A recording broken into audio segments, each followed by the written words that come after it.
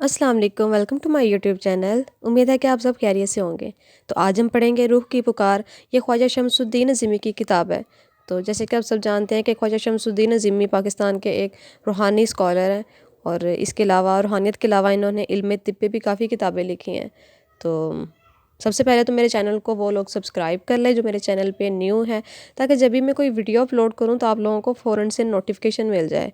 और इसके अलावा भी अगर आप लोग राइटर्स की बुक्स सुनना चाहते हैं तो आप लोग मेरे यूट्यूब चैनल को लाजमी विज़िट करें। आप लोग कमेंट सेक्शन में मुझे अपनी राय भी दे सकते हैं कि आप लोग कौन से टॉपिक्स पे और किन राइटर्स की बुक सुनना चाहते हैं, तो मैं इंशाल्लाह वो आप लोगों के साथ ज़रूर शेयर करूँगी। तो आज की वीडियो में हम सवालात शामिल करेंगे। सबसे पहला सवाल है, नमाज में कल्ब पैदा हो। सवाल, ऐसी नमाज़ें जो हुजूर सल्लल्लाहु अलैहि वसल्लम के अरशाद के मुताबिक हुजूर कल्ब पैदा करें और ख्वाहिशात व मुनकरात से रोक दें, किस तरह अदा की जा सकती हैं? जवाब, नमाज की फ़र्ज़ियत हमें हुजूर अलैहिस्सलातु वस्सलाम से मुंतकिल हुई है। देखना ये है कि हुजूर पाक सल्लल्लाहु अलैहि वसल्लम पर नमाज कब फ़र्ज़ हुई। अल्लाह ताला ने हुजूर अलैहिस्सलातु वस्सलाम को नबूवत से पहले ही ऐसा ज़हन अता फ़रमाया था जिसका रुख नूरानी दुनिया की तरफ था, और नूरानी दुनिया की तरफ मतवज्जा रहने के लिए हुजूर अलैहिस्सलातु वस्सलाम ने वो तमाम अमाल तर्क फरमा दिए थे जिनसे ज़हन कसीफ दुनिया की तरफ माइल हो सकता है। हुजूर सल्लल्लाहु अलैहि वसल्लम की मुक़द्दस ज़िंदगी हमारे सामने है। आप सल्लल्लाहु अलैहि वसल्लम ने कभी झूठ नहीं बोला, कभी ख़यानत नहीं की। आप सल्लल्लाहु अलैहि वसल्लम से कभी कोई ऐसा अमल सरजद नहीं हुआ जो बेहयाई के ज़ुमरे में आता हो।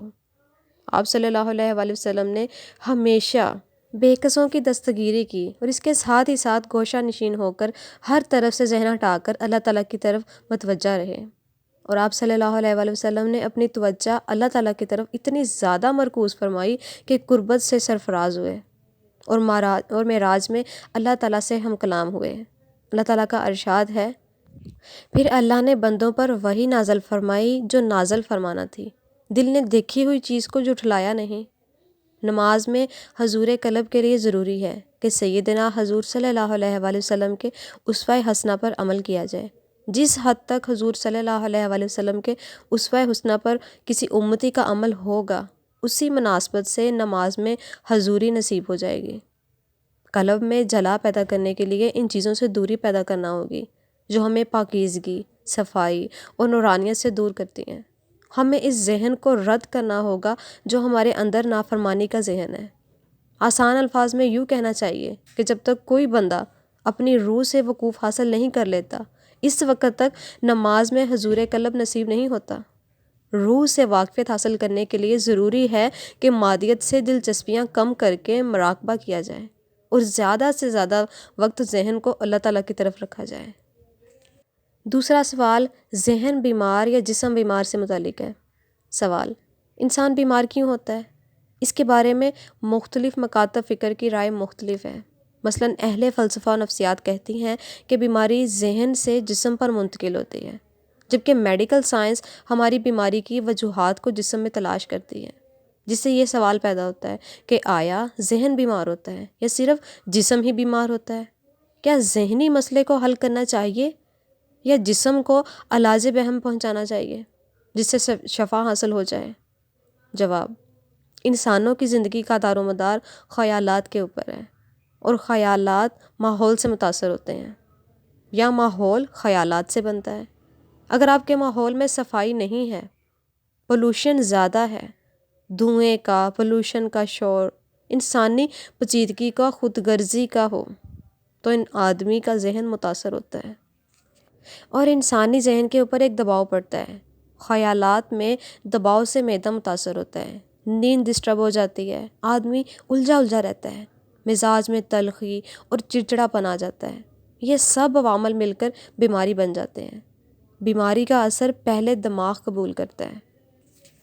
अगर माहौल में सफाई सुथराई हो, पानी हिफ्ज़ाने सेहत के असूलों के मुताबिक हो, ग़ज़ाओं में मिलावट ना हो, नमक में पत्थर पिसा हुआ ना हो, मिर्चों में ईंटें पिसी हुई ना हो, धनिये में लकड़ी का बुरादा ना मिलाया गया हो, घर में नाकस तेल मिला हुआ ना हो, तो इंसान का जहन हल्का रहता है, ग़ज़ा की अफादियत हासिल होती है। लेकिन अगर ख़ुद गर्ज़ी इंसान انسانی زندگی میں زہر گھولنے لگے تو نتیجے میں خیالات کی پاکیزگی بھی ختم ہو جاتی ہے، اور انسان کے ذہن سے پریشر اور دباؤ جسمانی بیماری کی شکل میں ظاہر ہو جاتا ہے۔ بیماری کہاں سے شروع ہوتی ہے؟ بیماری ہمیشہ وہاں سے شروع ہوتی ہے جہاں زندگی میں اور زندگی کے کسی بھی شعبے میں اعتدال برقرار نہ رہے۔ اگر انسان دولت پرستی میں مبتلا ہے، اس نے دولت کو زندگی کا نصب العین بنایا ہوا ہے، آرام و آسائش کا وقت بھی دولت کے حصول میں صرف ہو جاتا ہے۔ ایسی صورت میں دولت اس کے لیے عذاب بن جاتی ہے۔ عذاب کا مطلب ہے آگ، گرمی، شدت، تپش، تیز گرم جھلسا دینے والی ہوا، گیس۔ جب یہ چیزیں خون میں شامل ہو جاتی ہیں تو دماغ ان سے نبرد آزما ہو جاتا ہے اور وہ ہر حال میں اپنی حفاظت کرتا ہے، لیکن مسلسل تپش اور جھلسا دینے والی لہروں سے وہ متاثر ہو کر اس تپش کو جسم کے کسی حصے میں پھینک دیتا ہے، اور جس حصے پر یہ عذاب نازل ہوتا ہے اس حصے میں جھلسنے کی وجہ سے کیوٹی بن جاتی ہے، اور بار بار جھلسنے سے اس کے اندر ایک کیڑا پیدا ہو جاتا ہے، اور یہی وہ کیڑا ہے جسے آج کی اصطلاح میں کینسر کہا جاتا ہے۔ چونکہ یہ کیڑا ٹیشوز کے جھلسنے سے اس کے اندر سٹرانس سے پیدا ہوتا ہے، اس لیے اس کی غذا بھی ٹیشوز ہوتے ہیں۔ جتنا سیال خون ان ٹیشوز کے اندر سے گزرتا ہے، کینسر ان سب کو پی لیتا ہے۔ نتیجے میں ریڈ پارٹیکلز کے علاوہ کوئی چیز نظر نہیں آتی۔ بیماری کا تعلق ذہن سے ہے، طرز فکر سے ہے۔ جب ذہن بیمار ہوتا ہے تو ذہن یا دماغ اس بیماری کو جسم کے اوپر پھینک دیتا ہے۔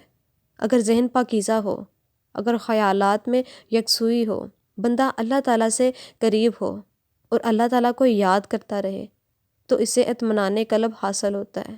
جتنا زیادہ اطمینان قلب حاصل ہوتا ہے اسی مناسبت سے بیماریاں بندے کو کم شکار کرتے ہیں۔ اللہ تعالیٰ کا ارشاد ہے، اللہ تعالیٰ کے ذکر سے سکون قلب حاصل ہوتا ہے۔ تیسرا سوال شجر ممنوعہ کیا ہے سے متعلق ہے۔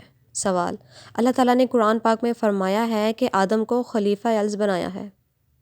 اگر وہ شجر ممنوعہ کے قریب نہ جاتا تو زمین پر کون آتا اور خلیفہ بنتا؟ جنت میں شجر ممنوعہ کیوں رکھا گیا؟ اگر شجر ممنوعہ نہ ہوتا تو کیا انسان خلیفہ نہ بنتا؟ جواب: اگر شجر ممنوعہ نہ ہوتا، اختیارات زیر بحث نہ آتے۔ انسان کی فضیلت اس بات میں ہے کہ صاحب اختیار ہے اور اپنے اختیار سے بھلائی اور اچھائی کا راستہ اختیار کر سکتا ہے۔ اللہ تعالیٰ نے آدم ذات کو اچھائی اور برائی اپنانے کا اختیار دیا تھا۔ اللہ تعالیٰ نے فرمایا، اے آدم، اس درخت کے قریب نہ جانا ورنہ تمہارا شمار ظالموں میں ہوگا۔ آپ غور فرمائیں، کروڑوں میل کے رقبے پر جنت آباد ہے، ہر جگہ جانے آنے اور کھانے پینے کی آزادی ہے۔ ایک جگہ جانے سے اللہ تعالیٰ منع فرما دیتے ہیں اور ساتھ ساتھ یہ بتا رہے ہیں کہ تم اس درخت کے قریب گئے تو تم اپنے اوپر ظلم کرو گے۔ آدم سہون اس درخت کے قریب چلے گئے، بعد میں پچھتائے اور اللہ تعالیٰ سے عفو درگزر کی درخواست کی۔ یہ بات کہ درخت نہ ہوتا تو کیا ہوتا؟ تو یہ بھی کہا جا سکتا ہے کہ جنت نہیں ہوتی۔ یہ نہ ہوتا تو کیا ہوتا؟ اس طرز کے خیالات غیر یقینی طرز فکر سے ذہن میں پیدا ہوتے ہیں، اس سے اجتناب کرنا چاہیے اور اللہ تعالیٰ کے حضور توبہ استغفار کرنا چاہیے۔ آج کی ویڈیو میں جو میں نے دوسرا سوال شامل کیا ہے کہ دل بیماری جسم، تو اس سے کافی لوگ اختلاف بھی کریں گے کہ بیماری میں تو انسان کے گناہ جڑتے ہیں، تو بعض دفعہ ایسے بھی ہوتا ہے کہ انسان ایسی بیماری میں مبتلا ہو جاتا ہے کہ وہ اللہ تعالیٰ کی عبادت تک نہیں کر سکتا۔ اور ہم آج کل کے جو ہم لوگ ہیں، ہم لوگ ایسے ہی کرتے ہیں۔ اگر ہم لوگوں کو ہلکا سا بھی بخار ہو جائے، اگر سردی میں بخار ہو جائے تو ہم لوگ تو پہلے سردی میں بڑی مشکل سے نماز ادا کرتے ہیں، تو اوپر سے ہمیں موقع مل جاتا ہے کہ ہم لوگ تو بیمار ہیں، ہم نماز نہیں ادا کر سکتے، تو ہماری ایسے بہت ساری نیکیاں بھی ضائع ہو جاتی ہیں جو ہم لوگ کر سکتے تھے۔ صرف ہمارے گناہ نہیں جھڑتے، ہماری نیکیوں میں بھی کمی آ جاتی ہے ایسے۔